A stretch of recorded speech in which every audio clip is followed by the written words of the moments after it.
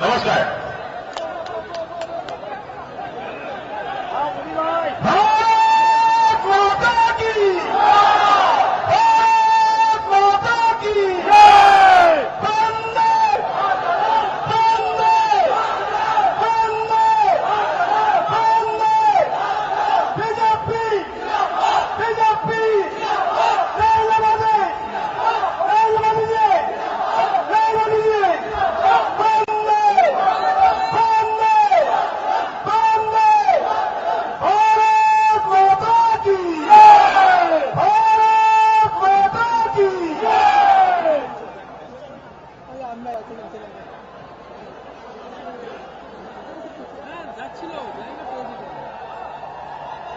Narendra helicopter আমাদের মাঠের উপর দিয়ে এসেছে। 2 মিনিটের মধ্যে এসে হেলিকপ্টার অবতরণ করবে। আপনাদের সবাইকে অনুরোধ করছি, আপনারা যারা হেলিপ্যাড এবং রাস্তায় আছেন তাদের সবাইকে অনুরোধ করছি সবাই স্তরে পৌঁছার জন্য।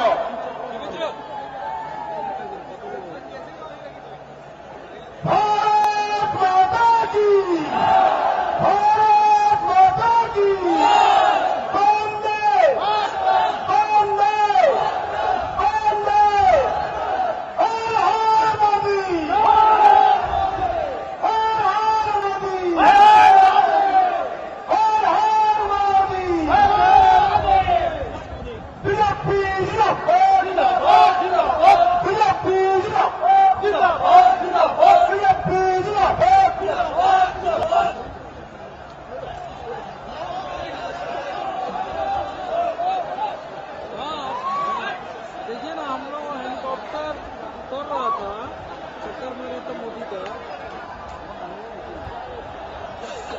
स्टेज का फ्रेम देख रखे हैं, देख लीजिए। ठीक है, स्टेज का देख रखे हैं।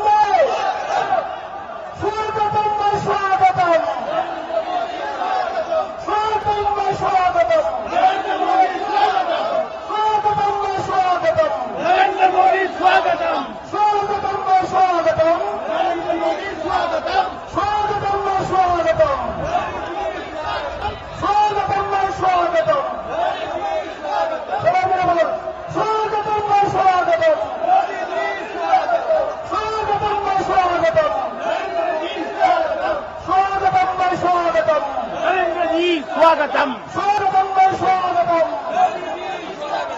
स्वागतम स्वागतम स्वागतम स्वागतम भारत माता की भारत माता की स्वागतम स्वागतम स्वागतम स्वागतम स्वागतम स्वागतम स्वागतम स्वागतम स्वागतम स्वागतम स्वागतम स्वागतम हर हर मोदी हर हर मोदी स्वागतम स्वागतम स्वागतम स्वागतम स्वागतम भाई स्वागतम स्वागतम भाई स्वागतम स्वागतम भाई स्वागतम स्वागतम भाई स्वागतम बीजेपी जिंदाबाद बीजेपी जिंदाबाद स्वागतम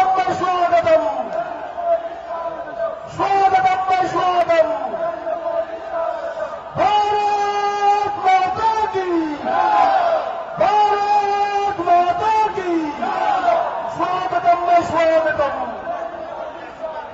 स्वागतम में स्वागतम स्वागतम में स्वागतम स्वागतम में स्वागतम स्वागतम में स्वागतम स्वागतम में स्वागतम वंदे मातरम वंदे मातरम भारत माता की भारत माता की स्वागतम में स्वागतम स्वागतम में स्वागतम स्वागतम में स्वागतम स्वागतम में स्वागतम स्वागतम में स्वागतम वंदे मातरम वंदे मातरम भारत माता की भारत माता की माता की माता की स्वागतम में स्वागतम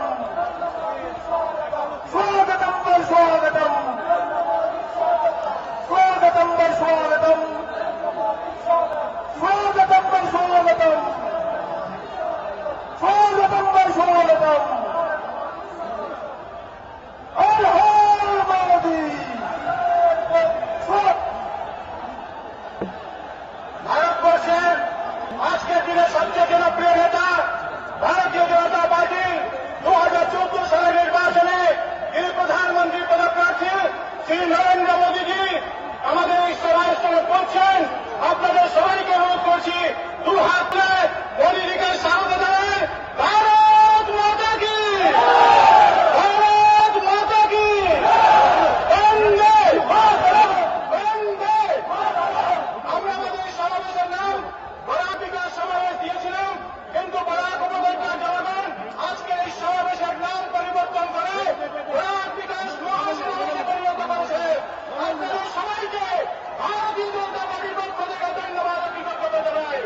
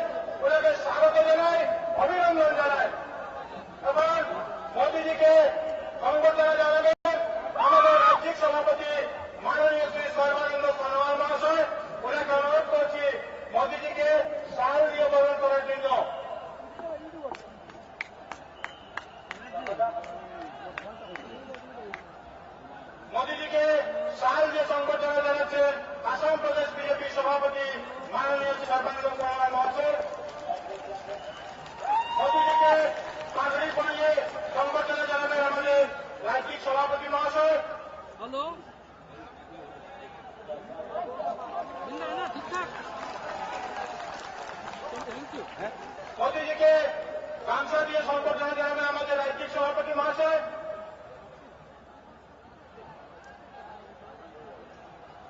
বরাক উপত্যকা বিভিন্ন ভাষাগোষ্ঠীর বিভিন্ন যে পরম্পরাগত আছে সেইগুলো দিয়ে আমরা মোদীজিকে সম্বর্ধনা জানালাম।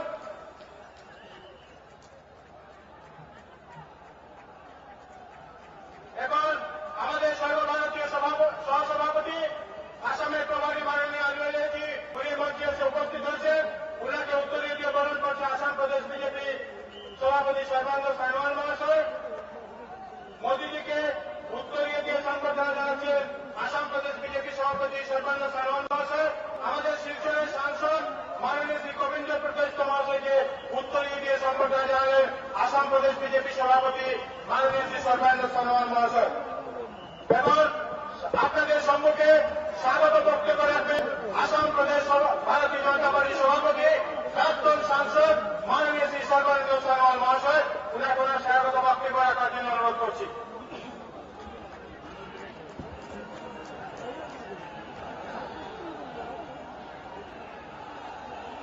পরম শ্রদ্ধার ভারতীয় জনতা পার্টি প্রক্ষেপিত প্রধানমন্ত্রীর প্রার্থী গুজরাটৰ মাননীয় মুখ্যমন্ত্রী ভারতবর্ষৰ সমূহ জনগণৰ অতি প্ৰিয় নেতা নৰেন্দ্ৰ মোদী ডাঙৰীয়া, আমাৰ ৰাষ্ট্ৰীয় সমিতিৰ অন্যতম উপসভাপতি তথা অসম ৰাজ্যিক সমিতিৰ প্ৰভাৰী এছ আলৱালে ডাঙৰীয়া, আমাৰ ৰাষ্ট্ৰীয় সমিতিৰ অন্যতম উপাধ্যক্ষা সাংসদ বিজয়া চক্ৰৱৰ্তী বাইদেউ, শিলচৰ সংসদীয় সমষ্টিৰ মাননীয় সাংসদ তথা প্ৰাক্তন কেন্দ্ৰীয় মন্ত্ৰী গোবিন্দ ভূটাইছ ডাঙৰীয়া, সাংসদ শ্ৰদ্ধাৰ ৰাজেন গোহাঁই ডাঙৰীয়াৰ লগতে আজি মঞ্চত উপস্থিত থকা ভাৰতীয় জনতা পাৰ্টিৰ মাননীয় বিধায়কসকল, ৰাজ্যিক কাৰ্যনিৰ্বাহকৰ বিষয়ববীয়াসকল, আমাৰ এই ৰেলীৰ ইনচাৰ্জ কাছাৰ জিলাৰ সভাপতি কৌশিক ৰায় ডাঙৰীয়া, আমাৰ কৰিমগঞ্জ আৰু হাইলাকান্দিৰ মাননীয় সভাপতিসকল আৰু সমবেত পৰম শ্ৰদ্ধাৰ বৰাকবাসী ৰাইজ আৰু ইয়াত উপস্থিত মাননীয় সাংবাদিক বন্ধুসকল, জয়জয়তে বৰাক বিকাশ সমাৱেশৰ নিমিত্তে উপস্থিত হোৱা বৰাক উপত্যকাৰ সমূহ জনগণলৈ আমি ভাৰতীয় জনতা পাৰ্টীৰ ৰাজ্য সমিতিৰ তৰফৰ পৰা আন্তৰিক শ্ৰদ্ধা আৰু কৃতজ্ঞতা জনাইছো আৰু বৰাক ব্ৰহ্মপুত্ৰ উপত্যকাৰ সমূহ ৰাইজৰ তৰফৰ পৰা আমাৰ অতি প্ৰিয় নেতা নৰেন্দ্ৰ মোদী ডাঙৰীয়াক আমি আন্তৰিকতাৰে স্বাগতম জনাইছো। নৰেন্দ্ৰ মোদী ডাঙৰীয়া আজি আমাৰ মাজত পদাৰ্পণ কৰিছে ভাৰতবৰ্ষৰ ভিতৰত অন্যতম পিছপৰা অঞ্চল হিচাপে চিহ্নিত এই বৰাক উপত্যকা ৰাইজৰ উন্নয়নৰ বাবে, বৰাক উপত্যকা ৰাইজৰ নিৰাপত্তাৰ বাবে। গতিকে আগন্তুক দিনত মাননীয় নৰেন্দ্ৰ মোদী ডাঙৰীয়া দেশৰ প্ৰধানমন্ত্ৰী হলেহে বৰাক উপত্যকাৰ ৰাইজে সকলো ধৰণৰ সামাজিক, ৰাজনৈতিক, অৰ্থনৈতিক, সাংস্কৃতিক, শৈক্ষিক দিশত নিৰাপত্তা আৰু উন্নয়নৰ মূল দিবলৈ সক্ষম হ'ব। কংগ্ৰেছৰ প্ৰায় 60 বছৰীয়া শাসনকালত বৰাক উপত্যকাৰ ৰাইজক, অসমৰ ৰাইজক ভাবিব নোৱাৰাকৈ প্ৰতাৰণা কৰিলে। এই প্ৰতাৰণাৰ পিছত তুলিব লাগিব। গতিকে আমি বহুদিনৰ অন্তত এগৰাকী তথ্যযোগ্য সৎ নিষ্ঠাৱান নেতা ভাৰতবৰ্ষৰ 120 কোটি জনতাই আজি বিচাৰি উলিয়াইছে। সেইগৰাকী হৈছে আমি বহু সাধনাৰ অন্তত পাইছো নৰেন্দ্ৰ মোদী ডাঙৰীয়া। গতিকে বৰাক ব্ৰহ্মপুত্ৰ উপত্যকাক একাকাৰ কৰি অসম ৰাজ্যৰ সমূহ জনগণৰ অসমীয়া, মাৰোৱাৰী, বিহাৰী, বঙালী, পাঞ্জাৱী, নেপালী, হিন্দু, ভাৰতীয় মুছলমান, খ্ৰীষ্টান, বুদ্ধিষ্ট, জৈন, শিখ সকলোকে একাকাৰ কৰি এই বৃহত্তৰ অসমীয়া জাতিটোক ভাৰতবৰ্ষৰ বুকুত শক্তিশালীভাৱে প্ৰতিষ্ঠা কৰাৰ দায়িত্ব মাননীয় নৰেন্দ্ৰ মোদী ডাঙৰীয়াই প্ৰধানমন্ত্ৰী হলে ল'ব।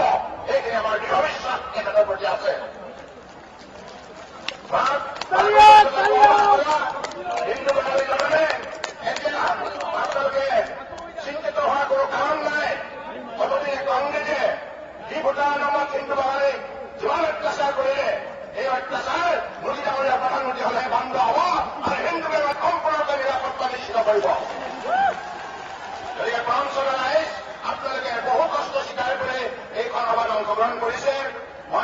পৰ্যায়ৰ বক্তব্য নাৰাখো আপোনালোক সকলোৱে এই বকৰালত ইমান কষ্ট স্বীকাৰ কৰি নিজৰ কাঠিৰ ধন ভাঙি বহু কষ্ট স্বীকাৰ কৰি এইখন সভা সফল কৰিবৰ কাৰণে উপস্থিত হৈছে। তাৰ বাবে আমি আপোনালোকৰ ওচৰত চিৰকৃতজ্ঞ। মাননীয় সাংবাদিক বন্ধুসকলেও ভাবিব আমালোকে কষ্ট স্বীকাৰ কৰিছে। ইয়াৰ বাবে আমি সমূহ ইলেক্ট্ৰনিক মিডিয়াৰ প্ৰিণ্ট মিডিয়াৰ মঞ্চৰ সাংবাদিক বন্ধুসকলৰ ওচৰত চিৰকৃতজ্ঞ। গতিকে আজি এই সভাখনত মই বিশ্বাস ৰাখিছো উন্নয়ন আৰু নিৰাপত্তা আৰু আগন্তুক দিনত এই অঞ্চল প্ৰকৃত অন্যতম শক্তিশালী অৰ্থনৈতিক অঞ্চল হিচাপে নিশ্চিতভাৱে গুজৰাটৰ দৰে নৰেন্দ্ৰ মোদী ডাঙৰীয়াই এই অঞ্চলক কেনেধৰণৰ মৰ্যাদা দিব, অগ্ৰাধিকাৰ দিব, ৰাষ্ট্ৰীয় কৰ্মসূচী বৰাক ব্ৰহ্মপুত্ৰ উপত্যকাৰ সমন্বয় ভূমি হিচাপে এইটো ভাৰতভূমি বিশ্বৰ ৰূপত প্ৰতিষ্ঠিত হ'ব। স্বামী বিবেকানন্দৰ আদৰ্শৰে বীৰ লাচিত বীৰচলাই স্বৰ্গদেউ চাউলুং চুকাফা আৰু নেতাজী সুভাষ চন্দ্ৰ বসুৰ আদৰ্শৰে আগন্তুক দিনত আমি একাকাৰ হৈ বৰাক ব্ৰহ্মপুত্ৰ উপত্যকাই নিশ্চিতভাৱে পৃথিৱীৰ বুকুত অন্যতম বৃহত্তৰ অজাতি হিচাপে নিজৰ প্ৰতিষ্ঠা কৰিবলৈ সক্ষম হ'ম। এই সুযোগ আমাৰ মাননীয় নৰেন্দ্ৰ মোদী ডাঙৰীয়াই প্ৰধানমন্ত্ৰীলৈ দিব। এই আশাৰে মই পুনৰ সকলোৰে প্ৰতি শ্ৰদ্ধা আৰু কৃতজ্ঞতা জনাই মোৰ একাষাৰ সামৰিছো। আৰু এই মুহূৰ্তত মই এগৰাকী আমাৰ সতীৰ্থক চিনাকি কৰাইছো। আমাৰ এই ৰেলীৰ ইনচাৰ্জ হৈছে আমাৰ কাছাৰ জিলাৰ সভাপতি কৌশিক ৰয় ডাঙৰীয়া। আৰু মই ইতিমধ্যে মোদী ডাঙৰীয়াক জনাইছো যে আজি এইখন সভা অনুষ্ঠিত কৰাৰ বাবে ইয়াত বসবাস কৰা সমূহ স্তম্ভনীয় লোকসকলে যেনেধৰণে ভাৰতীয় জনতা পাৰ্টীক সহযোগিতা আগবঢ়ালে ইয়াৰ বাবে ভাৰতীয় জনতা পাৰ্টীয়ে এই ৰামনগৰৰ নিৰ্বাসী সমূহ স্তম্ভনীয় লোকলৈ এই অঞ্চলৰ বিভিন্ন জাতি গোষ্ঠী ভাষাভাষী লোকলৈ আন্তৰিক কৃতজ্ঞতা আৰু শ্ৰদ্ধা জ্ঞাপন কৰিছে। ধন্যবাদ। জয় অসম, ভাৰত মাতা কি জয়। ধন্যবাদ রাজ্যিক সভাপতি সর্বানন্দ সনোয়াল মহাশয়। আমি সংক্ষিপ্ত বক্তব্য রাখার জন্য অনুরোধ করি শিলচরের সাংসদ মাননীয় শ্রী গোবিন্দ গুরদাস মহাশয়কে।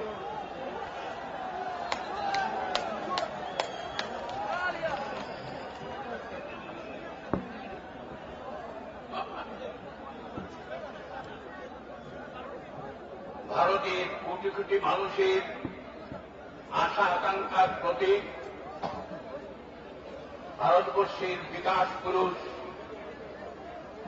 শ্রদ্ধাস্পদ নরেন্দ্র মোদীজি এখানে উপস্থিত ভারতীয় জনতা পার্টির সর্বভারতীয় 2 উপসভাপতি শ্রী এস আলুওয়ালিয়াজি এবং শ্রীমতী বিজয়া চক্রবর্তী মহোদয়া, তাছাড়া এখানে আছেন সাংসদ উপস্থিত রাজেন গুহাই, এছাড়া বিধায়ক বন্ধুগণ এখানে উপস্থিত আছেন এখানে আমাদের সমস্ত কার্যকর্তা পদাধিকারীগণ।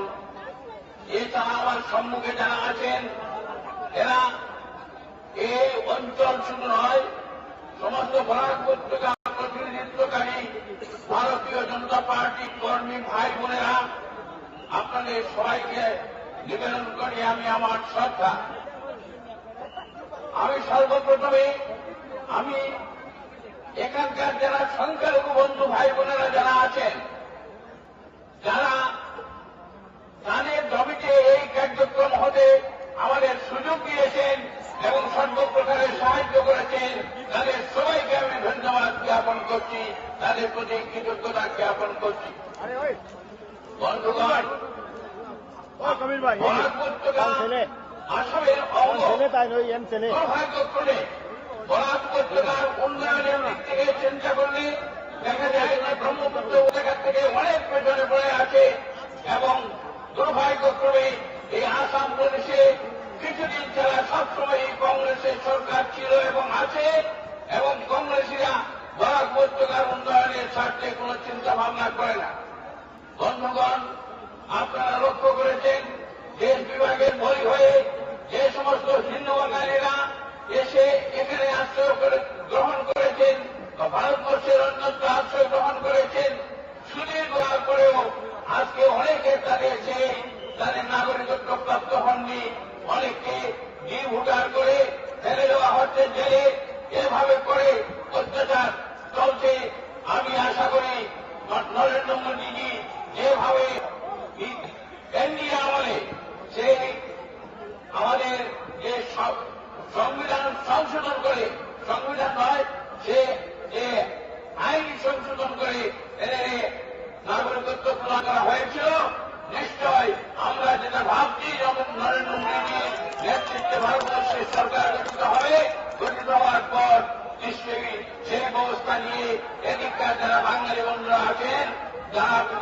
আছেন তাদের এই নাগরিকত্ব প্রদানের ব্যবস্থা করবেন এবং সঙ্গে সঙ্গে যে ভোটার নামক যে বিরাট অভিশাপ তাদের সম্মুখে আছে ওই অভিশাপ থেকে মুক্ত করার ব্যবস্থা উনি গ্রহণ করবেন। বন্ধুগণ, বরাক উপত্যকা বস্তুতপক্ষে বিচ্ছিন্ন হয়ে আছে। যে ব্রডগোস্কর ভাষণ শিলচর লামডিং কিংবা মহাসড়ক অটল বিহারী বাজপেয়ী যে সময় যে আরম্ভ হয়েছিল সেগুলো আজও সম্পূর্ণ হয়নি। রাজ্যে এবং কেন্দ্রে কংগ্রেসের সরকার থাকা সত্ত্বেও আমরা দেখছি তারা একে অন্যের বিরোধিতা করেন, একে অন্যকে দোষেন এবং সেই কাজ হচ্ছে না, সম্পূর্ণ হচ্ছে না। যদিও আসামের মুখ্যমন্ত্রী বলেছেন 15 সালে সেটা সম্পূর্ণ হবে, আমি জানি না তিনি কোথা থেকে কেমন ভাবে সেটা বললেন, তার সেটা সেই নৈপুণ্যের তিনি অধিকারী আছেন কিনা। বন্ধুগণ, এই আসাম প্রদেশে বিশেষ করে আমাদের এই উপত্যকায় সেই অসংখ্য চায়ের বাগান আছে, যে চায়ের বাগানগুলো ঢুকছে, এই চায়ের বাগানগুলা জন্য বিশেষ ব্যবস্থা গ্রহণ করা প্রয়োজন। ব্রহ্মপুত্র এবং বরাকের মজদুরদের উভয়ের মধ্যে সমান বেতন হার হওয়া উচিত, ওয়েজের ব্যবস্থা হওয়া উচিত, সেটা আমরা বিশ্বাস করি। আমরা বিশ্বাস করি শিল্পের অঞ্চলকে উন্নত করে শিল্পোন্নত হলেই বেকারত্ব কমবে এবং সেই বেকারত্ব কমানোর জন্য শিল্পের ব্যবস্থা আমাদের এখানে করতে হবে। আমি সম্পূর্ণরূপে বিশ্বাস করি নরেন্দ্র মোদীর নেতৃত্বে ভারতবর্ষে যখন সরকার গঠিত হবে তখন এই সমস্ত সমস্যা থেকে বরাক উপত্যকা রক্ষা পাবে এবং সেটার প্রমাণ আজকে পাওয়া গেছে যাচ্ছে। আজকে আমরা দেখছি যে বিপুল সংখ্যায় লাখ মানুষ সেখানে সমবেত হয়ে নরেন্দ্র মোদীজিকে সম্বর্ধনা জানাতে সবে এসছেন। কাজী আপনাদের সবাইকে ধন্যবাদ দিচ্ছি। সময় অত্যন্ত অল্প, এর জন্য আমার বক্তব্য দীর্ঘ না করে আমি একটা কথা বলে আমার বক্তব্য শেষ করছি। এখানে অঙ্গনওয়াড়ি কর্মীরা আছে, হেল্পার ওয়ার্কার আছে, প্রায় 4,000-এর মতো। এদের কোনো বেতন হার নির্ধারিত হয়নি, অতি সামান্য এদের অনারিয়াম দেওয়া হয়, কোন রকমে এরা চলে, কিন্তু তাদের কোনো ব্যবস্থা হচ্ছে না। সরকারের সেদিকে দৃষ্টি হওয়া উচিত বলে আমি মনে করি। এই বলে সবাইকে ধন্যবাদ জ্ঞাপন করে আমার বক্তব্য আমি সমাপ্ত করছি। ধন্যবাদ মাননীয় সাংসদ শ্রী গোবিন্দ পুত্র মহাশয়। এখন আপনাদের সামনে বক্তব্য রাখবেন বিজেপি আসামের যিনি প্রভারী কেন্দ্রীয় সহসভাপতি ভারতীয় জনতা পার্টি প্রাক্তন সাংসদ শ্রী সুরিন্দর সিং আলওয়ালিয়াজি। তিনি সংক্ষিপ্ত বক্তব্য রাখবেন, তারপরে আপনারা নরেন্দ্র মোদীজি আপনাদের উদ্দেশ্যে বক্তব্য রাখবেন। আজকের এই সভার সভাধ্যক্ষ মহাশয়, মঞ্চে উপস্থিত দেশের ভাবী প্রধানমন্ত্রী মাননীয় নরেন্দ্র মোদীজি আর মঞ্চে উপস্থিত আমাদের ভারতীয় জনতা পার্টির পদাধিকারীগণ, আর এই প্রাঙ্গণে চাষের মাঠে হয়তো আমার পায়ে লুটিয়ে পড়বে, কাঁদবে, কান ধরে নাক্ষ টানবে আর ক্ষমা চাইবে যে আমাকে ক্ষমা করে দাও। কিন্তু যখন ম্যাজিস্ট্রেট ওকে মৃত্যুদণ্ড দিচ্ছিল, 17 বছরের যুবক, ভারত মাতার প্রেমী, ভারতকে স্বাধীন দেখতে চায়, শক্তিশালী দেখতে চায়, স্বাভিমানী দেখতে চায়, সে কি করল? সে মদমস্ত হয়ে পাগলের মতন গান গাইতে শুরু করে। কি গাইছিল? একবার বিদায় দে মা ঘুরে আসি, একবার বিদায় দে মা ঘুরে আসি, হাসতে হাসতে চাপ ফাঁসি দেখবে সারা ভারতবাসী, একবার বিদায় দে মা ঘুরে আসি। তখনও শেষ হয়নি। তারপর মাকে কি বলছে? 10 মাস 10 দিন পরে নেব জন্ম মাসির ঘরে, একবার বিদায় দে মা ঘুরে আসি। 10 মাস 10 দিন পরে নেব জন্ম মাসির ঘরে, চিনতে যদি না পারিস মা দেখবি গলায় ফাঁসি, দেখবি গলায় ফাঁসি। অর্থাৎ মা তুমি একবার বিদায় দাও, আমি এই জীবনে দেশকে স্বাধীন করতে পারলাম না, আমাকে আবার জন্ম নিতে হবে, আমি হাসতে হাসতে ফাঁসি চাপবো, আর আমি 10 মাস 10 দিন পরে ফাঁসির ঘরে জন্ম নেব। মা, তুমি যদি চিনতে না পারো, তুমি দেখবে নবজাত শিশুর গলায় ফাঁসির দাগ হবে, সেই তোমার ক্ষুদিরাম হবে, সেই তোমার ক্ষুদিরাম হবে। এই কথাটা ভেবে আমি দেখলাম দেখি আমাদের ভাবি প্রধানমন্ত্রী আজকে সেই সংকল্প নিয়ে দেশকে সশক্ত করার জন্য, নির্ভয় করার জন্য আর স্বাভিমানী করার জন্য জায়গায় জায়গায় গিয়ে বলছে, আর বিপুল সমর্থন পাচ্ছে। আপনারাও সমর্থন দিয়েছেন, কিন্তু এই সমর্থন ভোটারে আর ভোটার থেকে ভোটে পরিণত হওয়া উচিত। তাই করবেন কি? তাই করবেন কি? একবার বলুন, ভারত মাতা কি, ভারত মাতা কি, ভারত মাতা কি, বন্দে মাতরম, বন্দে মাতরম, বন্দে মাতরম, বন্দে মাতরম, বন্দে মাতরম। বন্দে মাতরম। জয় হিন্দ। ধন্যবাদ আলবেলা জি। সমগ্র ভারতবর্ষের আশা আকাঙ্ক্ষা যিনি প্রতীক, ভারতবর্ষের লোক তাকে 2014 সালের নির্বাচনের পর দেশের প্রধানমন্ত্রী হিসেবে দেখতে চান। এই ভাবি প্রধানমন্ত্রী ভারতীয় জনতা পার্টি যারা প্রধানমন্ত্রী ঘোষণা করেছে, মাননীয় শ্রী নরেন্দ্র মোদীকে আমন্ত্রণ করছি, বরাক উপত্যকা আজকের দিন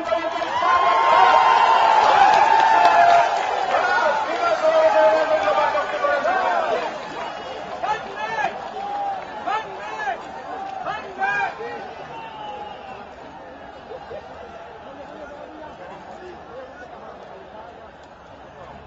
জয় আসাম, জয় আয় আসাম, জয় আসাম।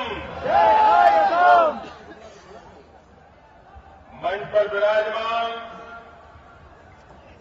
भारतीय जनता पार्टी के वरिष्ठ नेता श्रीमान अहलुवालिया जी, असम प्रदेश भारतीय जनता पार्टी के अध्यक्ष श्रीमान सर्बानंद जी, हमारे वरिष्ठ नेता और यहां के लोकप्रिय सांसद श्रीमान कमिंदर जी, विजया चक्रवर्ती जी, राजेंद्र जी, मंच पर विराजमान सभी वरिष्ठ महानुभाव और विशाल संख्या में आए हुए प्यारे भाइयों और बहनों,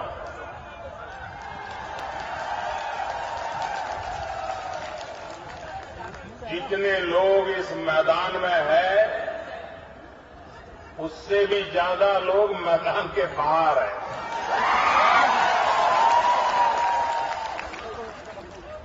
भाइयों बहनों, मैंने बहुत वर्षों तक आसाम में काम किया था। संगठन के काम के लिए यहां के जिलों में भ्रमण करने का मुझे सौभाग्य मिला था। संगठन की छोटी मोटी बैठकों से लेकर के आम सभाओं तक मेरा संबंध आया था, लेकिन आसाम के जीवन में मैंने ऐसी आंधी कभी नहीं देखी जो आज देखा। और लगता तो ऐसा है आज जो आंधी दिख रही है, चुनाव आते आते सुनामी में बदल जाएगी। और तब किसी कोने में भी कांग्रेस नजर नहीं आएगी।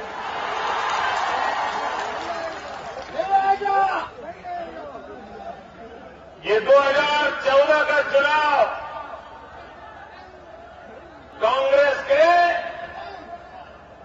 अंतकाल का आरंभ समझ लीजिए।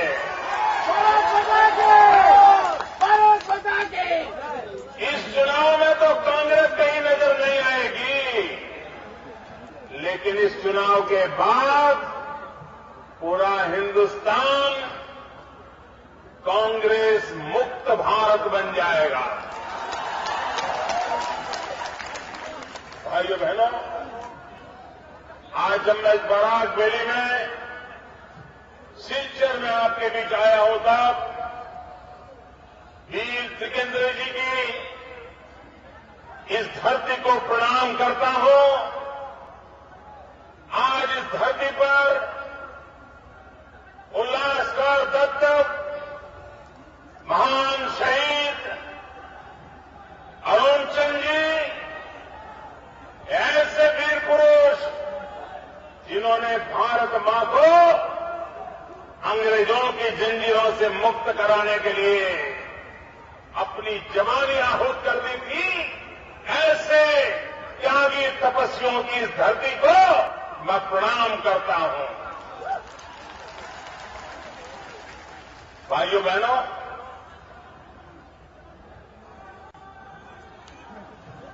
इस बार माता कामाख्या की आशीर्वाद सिर्फ आसाम को नहीं, पूरे हिंदुस्तान को मिलने वाले हैं। और मां कामाख्या के आशीर्वाद से हिंदुस्तान के हर नागरिक की कामना पूर्ण होने वाली है, ये मुझे साफ नजर आ रहा है। भाइयों बहनों,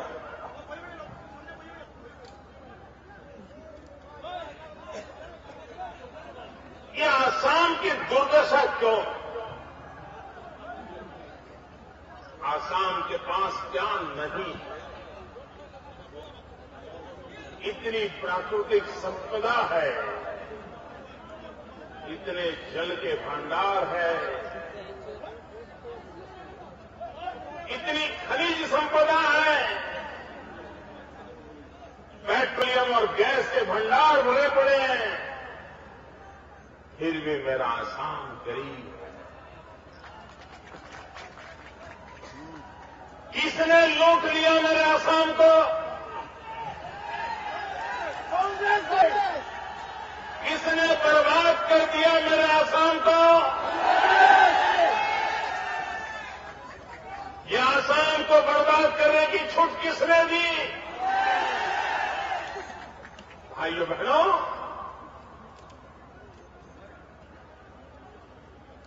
असम के बगल में बांग्लादेश है और गुजरात के पड़ोस में पाकिस्तान है।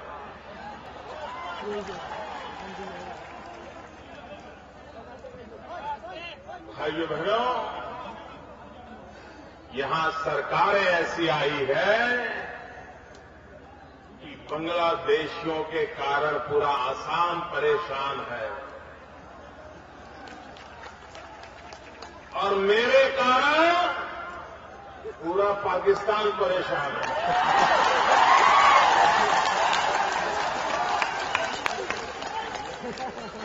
अब निर्णय आपको करना है कि आपको ये बांग्लादेशियों से परेशानी झेलनी है कि असम का भविष्य तय करना है। अगर आप आसाम का भविष्य तय करना चाहते हो तो भाइयों बहनों, मैं आपके पास आया हूं। आप मुझ पे भरोसा कीजिए। दिल्ली में सरकार बनते ही यहां के आपके डिटेंशन कैंप मैं खत्म न कर दूं तो मुझे कहना।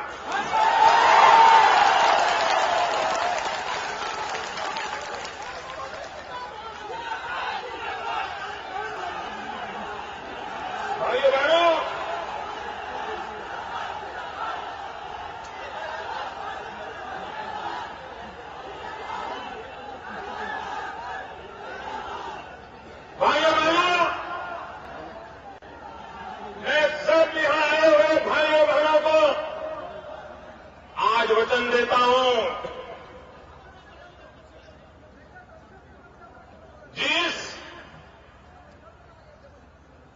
नमःशूद्र ने बलिदान दिया है, अपने हकों के लिए आत्मदान किया था।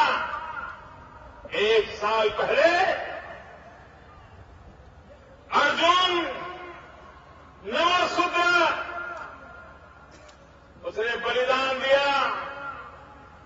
क्या उसका बलिदान बेकार जाने देंगे? क्या अर्जुन का बलिदान बेकार जाने देंगे? भाइयों बहनों, हम सब अर्जुन का स्मरण करें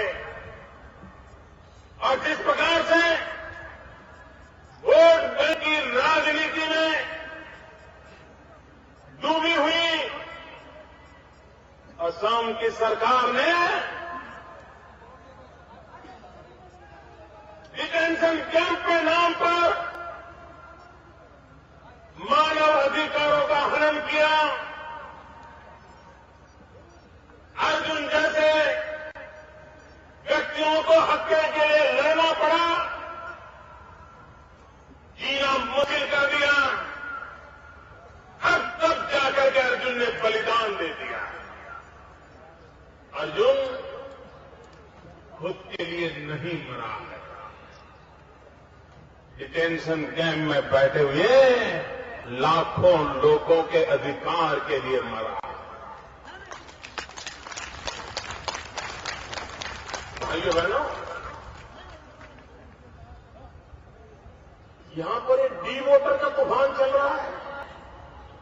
जहां कांग्रेस को लगे कि चुनाव हार जाएंगे, डी वोटर का थप्पा लगा दो,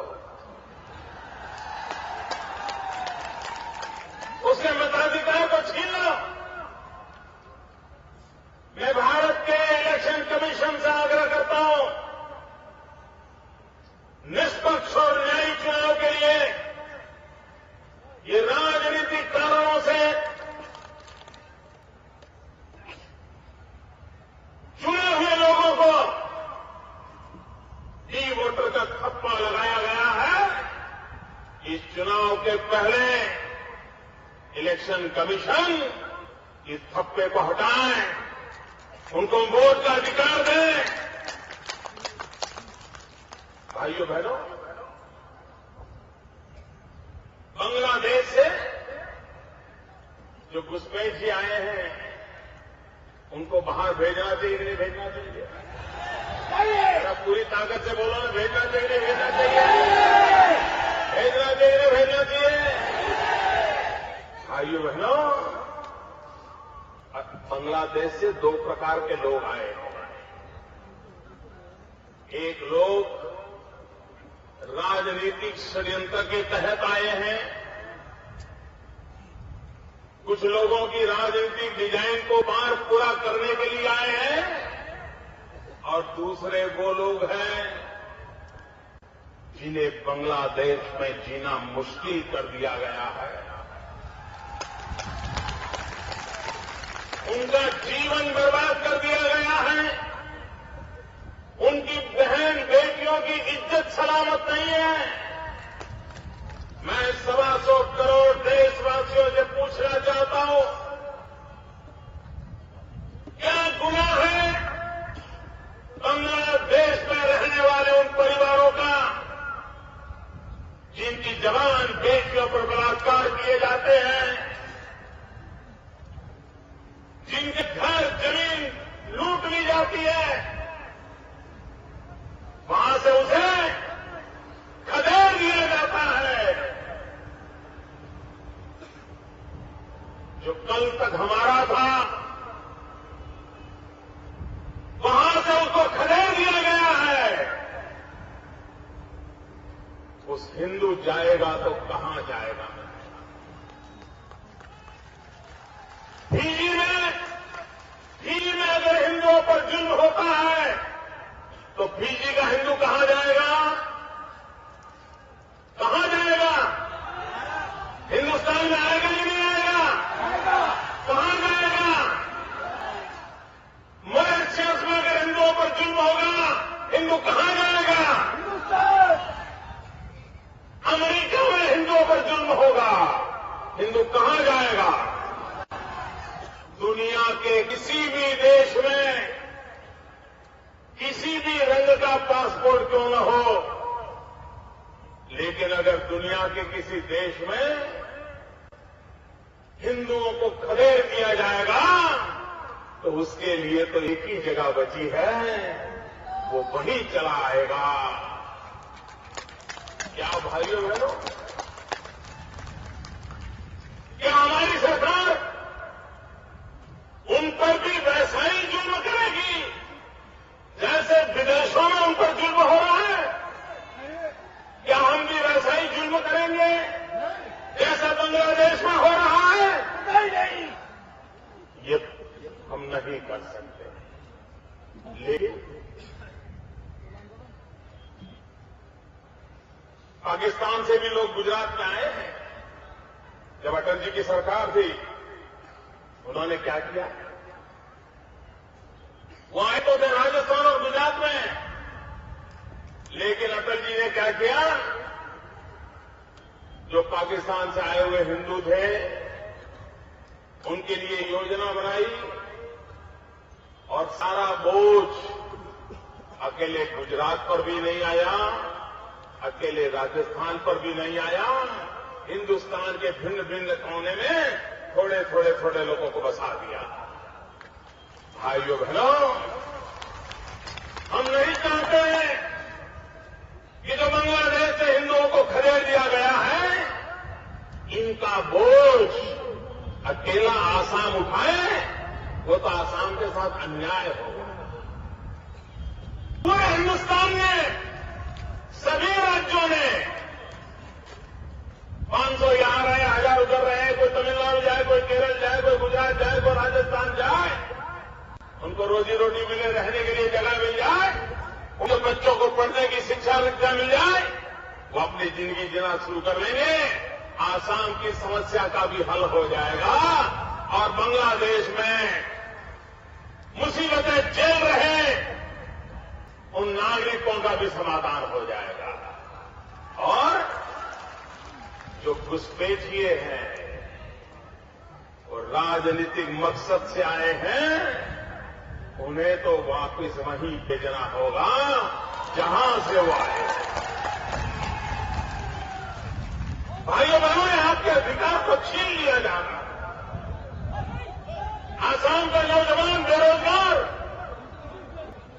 और बाहर से आए हुए लोग रोजी रोटी कमाना शुरू करते हैं। आप मुझे बताइए, आसाम के साथ अन्याय है कि नहीं है? यह अन्याय जाना चाहिए नहीं जाना चाहिए? आपको न्याय मिलना चाहिए। दिल्ली में सरकार बना दीजिए, न्याय मिलने की शुरुआत हो जाएगी। भाइयों बहनों, आप मुझे बताइए, करीब 150 साल हो गए यहां चाय बागान का काम विकसित हुआ। 150 साल हुए होंगे, 150 साल हुए होंगे। असम के अंदर हिंदुस्तान के और भागों से मजदूर आए, चाय बागानों में काम किया और आसाम को पहचान दी, दुनिया को चाय दी। और आसाम ने सिर्फ चाय दी ऐसा नहीं, आसाम ने दुनिया को चाह भी दी है, चाह भी दी है। भाइयों बहनों, जिन्होंने 150 साल तक मजदूरी की, चाय बागानों में अपनी जिंदगी खपा दी, 4-4, 5-5 पीढ़ी चाय बागानों में काम करते रहे। हमारे ही देश के भाई हैं। भाइयों बहनों, अगर देश को विकास करना है, प्रगति करनी है, तो क्या 4-4, 5-5 पीढ़ी तक ये चाय के बागान में काम करने वाले ऐसे ही जिंदगी जीने के लिए मजबूर करना होगा क्या? क्या उनकी जिंदगी में बदलाव आना चाहिए नहीं आना चाहिए? उनके बच्चों को शिक्षा मिलनी चाहिए नहीं मिलनी चाहिए? उनको रहने के लिए घर मिलना चाहिए, नहीं मिलना चाहिए? उनको सम्मान भरी जिंदगी जीने का अवसर मिलना चाहिए, नहीं मिलना चाहिए? भाइयों बहनों, चाहे सरकार आसाम की हो चाहे दिल्ली की हो, जिस चाय से हिंदुस्तान को अरबों खरबों डॉलर की कमाई होती है, फॉरेन एक्सचेंज कमाने को मिलता है, जो चाय आज घर घर पहुंच गई है, भाइयों बहनों, ये दायित्व बनता है दिल्ली की सरकार का, ये दायित्व बनता है असम सरकार का। ये चाय बगान के पीढ़ी दर पीढ़ी काम करने वाले जो मजदूर है, उनको उनका हक मिले, उनकी क्वालिटी ऑफ लाइफ में परिवर्तन आए, उनके बच्चों को शिक्षा दीक्षा मिले, बीमारों को दवाएं मिले। भाइयों बहनों, दिल्ली में भाजपा की सरकार बनेगी, हम इन चाय बागान के कामगारों के लिए अलग एक बोर्ड की रचना करेंगे, उनके विकास के लिए योजनाएं बनाएंगे, उनके जीवन में बदलाव आए। इस काम को हम पूरा करने का इरादा लेकर के चल रहे हैं। भाइयों बहनों, अगर आसाम के जीवन में बदलाव लाना है, मैं तो हैरान हूं। आसाम एक ही प्रदेश, चाय के बाग एक ही प्रकार के, चाय के बगीचों में काम करने वालों का काम भी एक ही प्रकार का, मेहनत भी समान प्रकार की। लेकिन भाइयों बहनों, ये ब्रह्मपुत्र का बराक से झगड़ा क्यों? ये कांग्रेसी लोग देखिए, बराक को ब्रह्मपुत्रा से लड़ा रहे हैं, ब्रह्मपुत्रा को बराक से लड़ा रहे हैं। ये एक अंदर भीतर भीतर भीतर लड़ाई कराने वाले लोग, इनसे आसाम को बचाना है। क्या कारण है कि ब्रह्मपुत्र वैली में चाय के बगीचे में काम करने वाले को उसकी मेहनत का एक प्रकार का पैसा मिले, और बराक वैली में चाय के बागों में काम करने वाले मजदूर को कम पैसे मिले? ये भेदभाव क्यों? ये भेदभाव है कि नहीं है? जरा जोर से बोलिए ना, ये भेदभाव है कि नहीं है? ये भेदभाव किसने किया? ये भेदभाव किसने किया? सबको समान मिलना चाहिए, नहीं मिलना चाहिए? जो ब्रह्मपुत्र के मजदूरों को मिलता है वो बराक के मजदूरों को मिलना चाहिए, नहीं मिलना चाहिए? भाइयों बहनों, बराक भी हमारी मां है, ब्रह्मपुत्रा भी, लेकिन दोनों के बीच में झगड़ा नहीं चाहिए। ये कांग्रेस झगड़े कराती है, इस झगड़ों से मुक्ति पाना हमारा काम।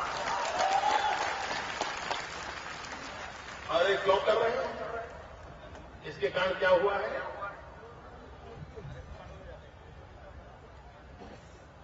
भाइयों बहनों, ये अन्याय क्यों किया जा रहा है? उसी का परिणाम ये हुआ है कि बराक वैली में चाय के जो कारखाने हैं, वे आज बीमार होते चले जाए, रुग्ण होते चले जा रहे हैं। धीरे धीरे करके मजदूरों की छुट्टी हो रही है, बेरोजगारी बढ़ती चली जा रही है। भाइयों बहनों, एक ही राज्य की सरकार ऐसा भेदभाव करने के लिए सोच भी कैसे सकती है? शर्म आनी चाहिए कांग्रेस के मित्रों, शर्म आनी चाहिए। क्या राजनीति आपकी इतनी गई बीती है कि आपको बांग्लादेशी तो अपने रखते हैं, लेकिन चाय के बागान में काम करने वाले, आसाम का भला करने वाले लोग अपने नहीं लगते? ये भेदभाव अन्याय कब तक? और इसलिए भाइयों बहनों,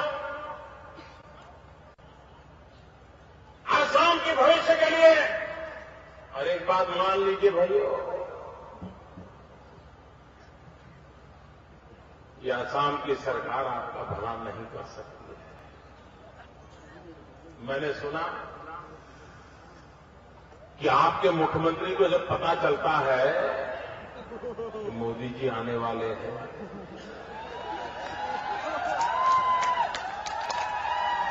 तो उनकी नींद हराम हो जाती है।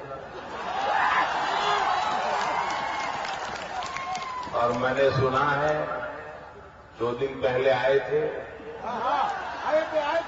और जो काम 3 साल से नहीं कर रहे थे फिर से उसकी घोषणाएं करने लगे। उनको लगा कि कोई आएगा हिसाब मांगेगा, जवाब क्या दूंगा। अरे मुख्यमंत्री जी, वादे तो आपने चुनाव के समय में भी कितने किए थे, मुझे बताइए। ये डिटेंशन कैंप खत्म करने का वादा उन्होंने किया था नहीं किया था? जरा बोलो तो, किया था नहीं किया था? और आपने ये भरोसा किया, उन पर वोट दे दिए और आपको कुछ मिला क्या? ये कांग्रेस वालों पे कभी भरोसा मत करो। वो 60 साल से वादे करते आए हैं, चुनाव के समय गुमराह करते आए हैं और आपको बर्बादी करने के सिवाय उनके पास कोई एजेंडा नहीं। आइए बहनों, ये पूरा हमारा नॉर्थ ईस्ट, ये हमारी अष्टलक्ष्मी है। और भाइयों बहनों, जहां लक्ष्मी होती है ना, वहीं तो संपत्ति होती है।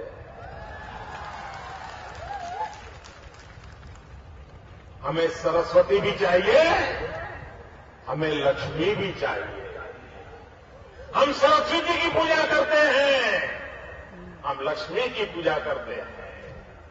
और हमारे नॉर्थ ईस्ट के 8 प्रांत ये हिंदुस्तान की अष्टलक्ष्मी है। लेकिन भाइयों बहनों, लक्ष्मी को बैठने के लिए जगह भी तो चाहिए ना। लक्ष्मी बेचारी आएगी तो बैठेगी कहां? लक्ष्मी कहां विराजती है मालूम है ना? लक्ष्मी कमल पे विराजती है। अगर कमल नहीं होगा तो लक्ष्मी आगे चक्कर काट के चली जाएगी।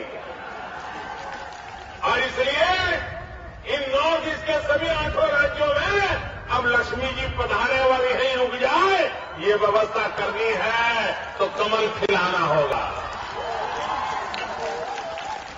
आप कमल खिलाओगे तो लक्ष्मी जी को यहीं रुकना ही पड़ेगा।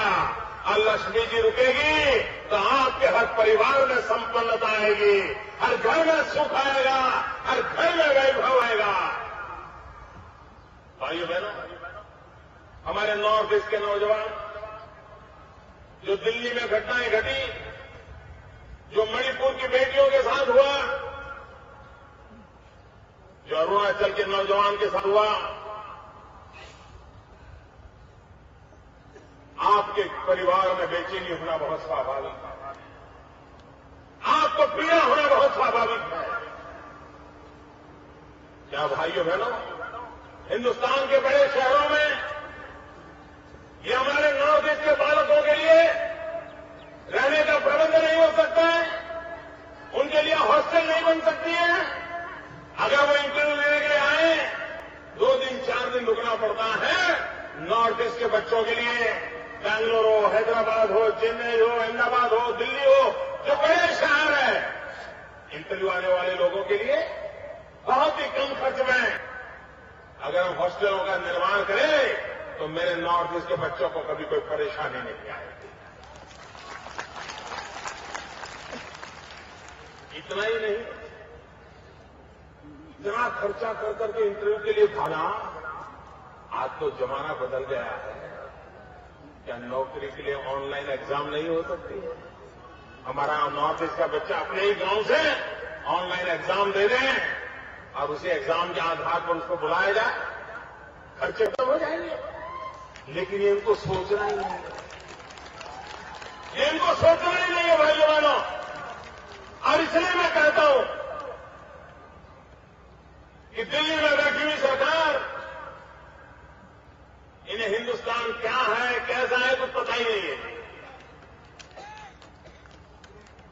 हमारे देश के प्रधानमंत्री आपके आसाम के एमपी है ना? जरा बोलो तो, आसाम के एमपी है ना? भाइयों बहनों, मैं तो यहां का एमपी भी नहीं हूं, मैं यहां का कभी एमएलए भी नहीं था, लेकिन मैंने असम के जितने जिले देखे हैं, कोई जिला ऐसा नहीं है जहां मैंने रात न गुजारी हो। इतना मैं आसाम की गलियों में घुमा हूं। आपके दुख दर्द तो मैं जानता हूं। आपको मुख्यमंत्री को यही पता नहीं है कि मोदी जी कभी आसाम में रहते थे, काम करते थे, पता ही नहीं उनको। वैसे बहुत सी चीजों का उनको मालूम नहीं होता। आपके यहां बाढ़ आई, 2012 में आई थी शायद, भयंकर बाढ़, सैकड़ों लोग मारे गए थे। तब आपके मुख्यमंत्री कहां थे भाई? याद है? आप लोग भूल जाते हो। 2012 में जब आसाम में भयंकर बाढ़ आई, तब आपके मुख्यमंत्री अमेरिका में घूम रहे थे, फिर जापान गए, और जब पत्रकारों ने उनको घेर लिया और पत्रकारों ने पूछा कि बाढ़ में लोग मारे जा रहे थे, मुख्यमंत्री जी आप कहां थे? तो कहते हैं मैं फ्लड मैनेजमेंट को देखने के लिए अमेरिका गया। यहां फ्लड आया, वो मैनेजमेंट देखने वहां गए। क्या भाइयों बहनों, ऐसे लोगों के भरोसे आपका भविष्य बन सकता है? बन सकता है? कब तक झेलोगे इन लोगों को? भाइयों बहनों, आज मैं आपको विश्वास दिलाने आया हूं कि मेरे असम के भाइयों बहनों, समय की मांग है। आज नॉर्थ ईस्ट में अगर किसी परिवार में गंभीर बीमारी आ जाए तो उसको अस्पताल नहीं मिल रहा है, अच्छी सुविधा नहीं मिलती। आजादी के इतने सालों के बाद मरीज को कोई अच्छी अस्पताल नहीं मिलनी चाहिए। हमारा सपना है हमारे नॉर्थ ईस्ट के अंदर एम्स जैसा अस्पताल क्यों न बने। हमारे नॉर्थ ईस्ट में आईआईएम जैसे इंस्टीट्यूशन क्यों न बने। भाइयों बहनों, आसाम में भी गैस और पेट्रोलियम का कारोबार है, गुजरात में भी गैस और पेट्रोलियम का कारोबार है। हमने वहां हमारे नौजवानों को रोजगार मिले इसलिए पेट्रोलियम यूनिवर्सिटी बनाई, ताकि वो बच्चे पढ़ लिख करके उस पेट्रोलियम और गैस के क्षेत्र में उनको काम मिल जाए। क्या ये काम आसाम नहीं कर सकता था क्या? लेकिन उनको उनके नौजवान की चिंता नहीं है, और उसका परिणाम क्या है? बहुत सारे आसाम के नौजवान गुजरात की पेट्रोलियम यूनिवर्सिटी में पढ़ने के लिए आते हैं, क्योंकि उनको मालूम है कि वो अगर उनकी शिक्षा हो गई तो आसाम में वापस आकर के अच्छी नौकरी को मिल सकती है। यही काम आसाम में हो सकता था, लेकिन ये धरती से कटे हुए लोग हैं और ये मन के छटे हुए लोग हैं, और इसलिए न उनको कल की चिंता है, न उनको नौजवानों के भविष्य की चिंता है। भाइयों बहनों, अटल बिहारी वाजपेयी ने एक बहुत बड़ा काम शुरू किया, और ये मेरा सौभाग्य था कि उसका भूमि पूजन मैंने किया था। वो काम था सौराष्ट्र को सिलचर से जोड़ने वाला महासड़क का काम। हमारी तरफ वो काम हो गया, इधर लटका पड़ा। कौन जिम्मेवार? जरा बोलो तो, जरा गुस्सा तो निकालो। कौन जिम्मेवार? ये सड़क कौन नहीं बनने देता? ये आपके विकास में कौन आगे आ रहा है? क्या कोई सरकार ऐसी होती है क्या? बना बनाया काम अगर सौराष्ट्र से सिलचर तक, पूर्व से पश्चिम, ये महासड़क बन जाती तो भाई बहनों, वो सिर्फ तार रोड नहीं होता, वो सिर्फ डामर की सड़क नहीं होती, वो विकास का राजमार्ग बन जाता, विकास का राजमार्ग बन जाता। मुझे कहिए, आपके रेलवे की समस्या का समाधान की चर्चा हो रही है कि नहीं हो रही है? गेज कन्वर्जन का काम की चर्चा हो रही है कि नहीं हो रही है? अच्छे रेल मिनिस्टर आए कि नहीं आए? आपके किसी पूर्व इलाके के रेल मंत्री आए कि नहीं आए? जरा उनको पूछो तो क्यों नहीं किया? पूछो जरा उनको। दिल्ली सरकार ने भी नहीं किया और इन क्षेत्रों से आए हुए रेल मंत्रियों ने नहीं किया और यहीं से चुन करके गए हुए प्रधानमंत्री ने भी नहीं किया। भाइयों बहनों, जिन बातों को सबने माना है, स्वीकारा है, घोषणाएं हुई है, जिसके नाम पर आपने वोट मांग लिए हैं, लेकिन आप उनके विकास के लिए कुछ नहीं कर रहे हो। भाइयों बहनों, अब देश इंतजार नहीं कर सकता है, नौजवान इंतजार नहीं कर सकता है।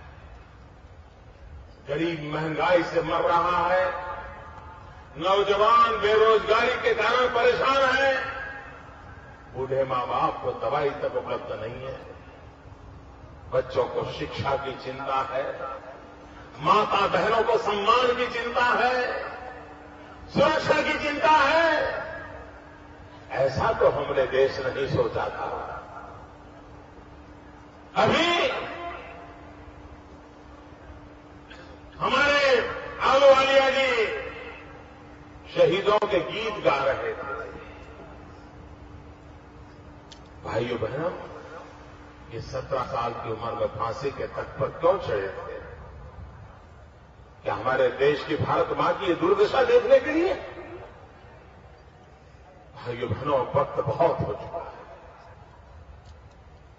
और मैं कहता हूं भाइयों, 60 साल तक उन्होंने बर्बादी की है, 60 साल तक उन्होंने हिंदुस्तान को गड्ढे में डाल दिया है। लेकिन मैं अनुभव से कहता हूं, उनके 60 साल मेरे 60 महीने।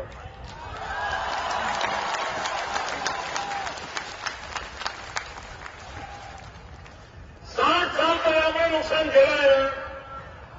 बोलो ना। 60 साल तक बर्बादी झेली है ना? सब तबाह कर चुके हैं ना? तो मेरी बात मानने में क्या जाता है? 60 महीने के लिए मौका दो ना।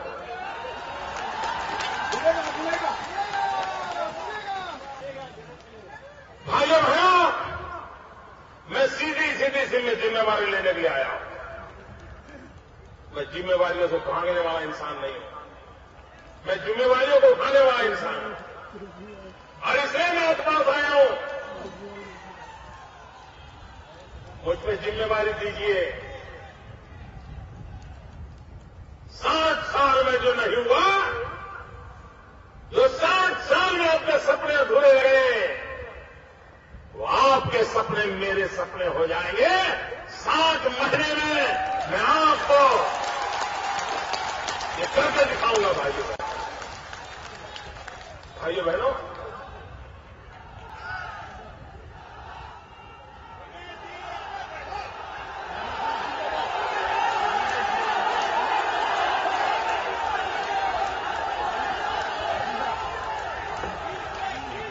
हमारी बरात फैली,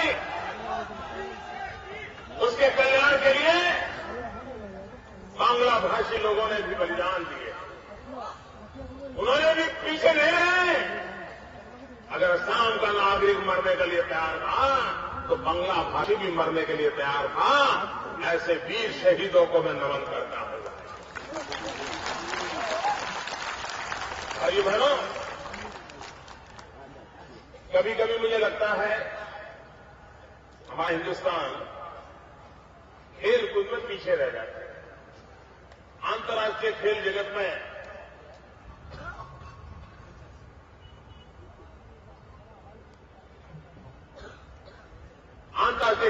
ओलंपिक में हम कुछ नहीं कर पाते। भाइयों बहनों, मैंने इस इलाके में बहुत भ्रमण किया। यहां के नौजवानों की ताकत को जाना। जब करगिल की लड़ाई लड़ रहे थे तो मैंने देखा है नागालैंड के नौजवानों ने क्या पराक्रम करके दिखाया था। भाइयों बहनों, खेल कूद के जगत में पूरे हिंदुस्तान का नाम रोशन करने की ताकत ये हमारे नॉर्थ ईस्ट के नौजवानों में है।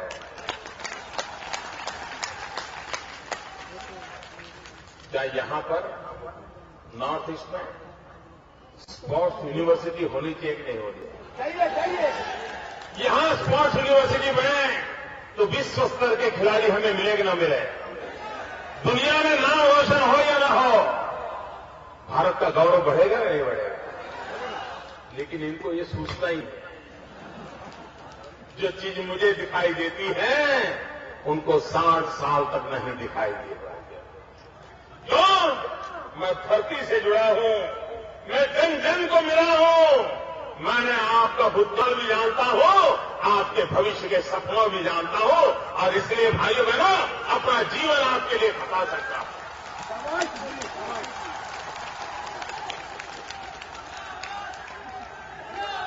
भाइयों बहनों, आसाम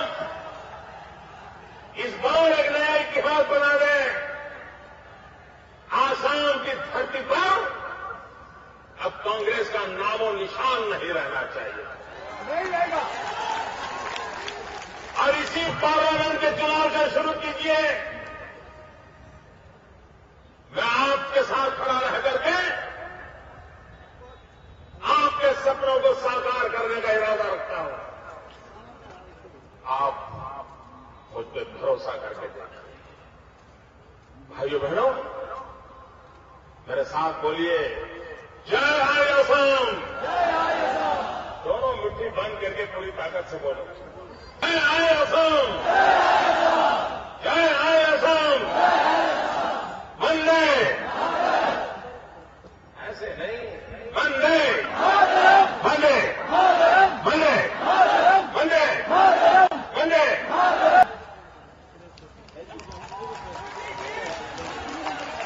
धन्यवाद मोदी जी।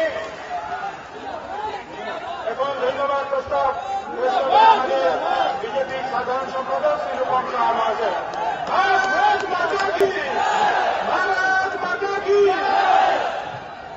আজকের সভার উপস্থিত শ্রদ্ধেয় নাগরিকবৃন্দ, এখন ধন্যবাদ সূচকের পালা। ভারতীয় জনতা পার্টির আয়োজিত আজকের এই বরাক বিকাশ সমাবেশকে সুন্দর ও সাফল্যমণ্ডিত করে তোলার জন্য সর্বপ্রথমেই ধন্যবাদ জানাই এই উপত্যকার বিভিন্ন প্রান্ত থেকে আগত সকল শ্রেণীর নাগরিকবৃন্দ। আপনারা অনেক কষ্ট করে শতাধিক মাইল দূর থেকে এসেছেন। আমাদের জনপ্রিয় নেতা, গুজরাটের মুখ্যমন্ত্রী তথা আমাদের ভাবি প্রধানমন্ত্রী। ভারত মাতা কি জয়, ভারত মাতা কি।